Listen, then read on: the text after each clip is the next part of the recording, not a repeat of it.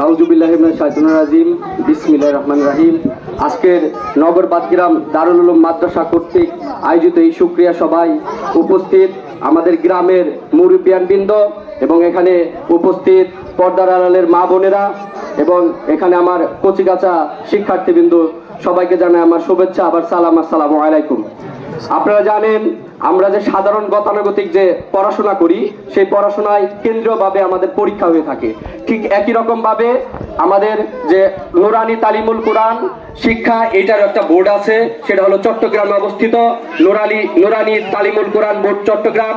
সেখানে 2024 সালের যে কেন্দ্রীয় পরীক্ষা হয়েছে, সেখানে 10,197টি শিক্ষা প্রতিষ্ঠান অংশগ্রহণ করেছে।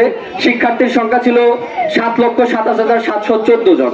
এই সারা বাংলাদেশে সেইখানে টাঙ্গাইল মির্জাপুরের নগর বাদগ্রামের এই শিক্ষা প্রতিষ্ঠান, যে শিক্ষা প্রতিষ্ঠান সবেমাত্র একটি পর্যায়ে চলে আসছে, যারা উদ্যোগ নিয়ে, বিশেষ করে আমার শ্রদ্ধাভাজন ভাই জুনহাসউদ্দিন মোল্লা তিল তিল করে আরো কমিটির লোকজন আজকের এই অবস্থানে নিয়ে এসেছেন।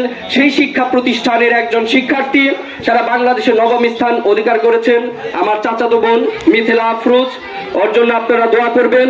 আমি প্রথমে কৃতজ্ঞতা জানাই এই শিক্ষা প্রতিষ্ঠানের শিক্ষক মন্ডলীদের প্রতি এবং কমিটির প্রতি।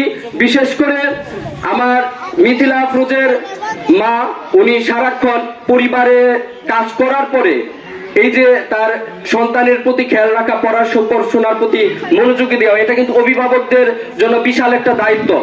শিক্ষার্থীদের খেয়াল রাখার জন্য বাবা মা, এদের কিন্তু বিশাল বড় ত্যাগ করতে হয়। তাদের প্রতি আমি কৃতজ্ঞতা জানাই। এই যে আজকে যেমন মিথিলা আফরোজ ভালো রেজাল্ট করেছে, শুকরিয়া সভা আজকে আয়োজন করা হয়েছে। আমি আশা করি সামনে যে আমাদের পরীক্ষা হবে, সেই পরীক্ষাতে এই নগর বাদগ্রামের দারুল উলুম মাদ্রাসা থেকে আরো অধিক সংখ্যক শিক্ষার্থী বোর্ড স্থান করবে, আমি আশা করি।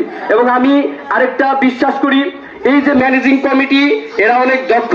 বিশেষ করে এখানকার যে শিক্ষক মন্ডলী আছেন, তারা যেভাবে তারা শিক্ষার্থীদের শিক্ষা প্রদান করে থাকে, আমি বিশ্বাস করি সামনে যে পরীক্ষা হবে সেখানে অবশ্যই প্রতিষ্ঠান করবে। এবং এই শিক্ষা প্রতিষ্ঠানকে সামনে এগিয়ে নেওয়ার জন্য শুধু এই কমিটির উপরে নির্ভর করলে হবে না। আশেপাশে আমরা যারা আছি, কমিটির সাথে সম্পৃক্ত না, তাদের কিন্তু আমাদের সুদৃষ্টি থাকতে হবে। একটা শিক্ষা প্রতিষ্ঠান এখানে যেভাবে এগিয়ে যাচ্ছে, এটা আমরা যদি এভাবে সুদৃষ্টি না দেই, তাহলে কিন্তু সামনের দিকে যাবে না।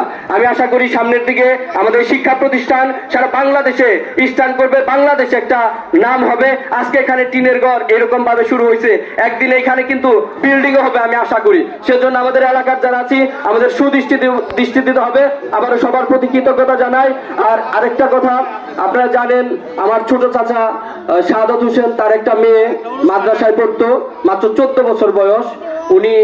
ওর ব্রেন টিউমার হয়েছিল, আমরা তাকে বাঁচাতে পারি না, আল্লাহ তাআলা নিয়ে গেছে। 14 বছর বয়স, এখানেই কবরস্থানে শায়িত আছে। তার জন্য আপনারা দোয়া করবেন এবং মাদ্রাসা শিক্ষার প্রতি আপনারা গুরুত্ব দিবেন।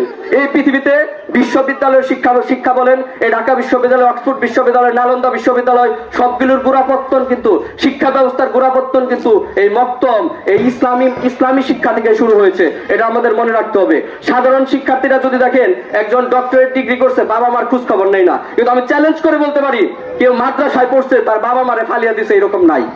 এর চ্যালেঞ্জ করে বলতে পারি। কাজেই ইসলামী শিক্ষার প্রতি আমাদের গুরুত্ব দিতে হবে। ইসলামী শিক্ষার গুরুত্ব দেওয়ার জন্য আমাদের শিক্ষা প্রতিষ্ঠানের সাথে সম্পৃক্ত থাকতে হবে। সবার জন্য শুভকামনা রইল। আমাদের জন্য দোয়া করবেন, এই আমার পরিবারের জন্য দোয়া করবেন। আপনারা সবাই ভালো থাকেন, আল্লাহ সবার নেক মাকসুদ পুরা করুক, দোয়া করি। আসসালামু আলাইকুম ওয়া রাহমাতুল্লাহি ওয়া বারাকাতুহু।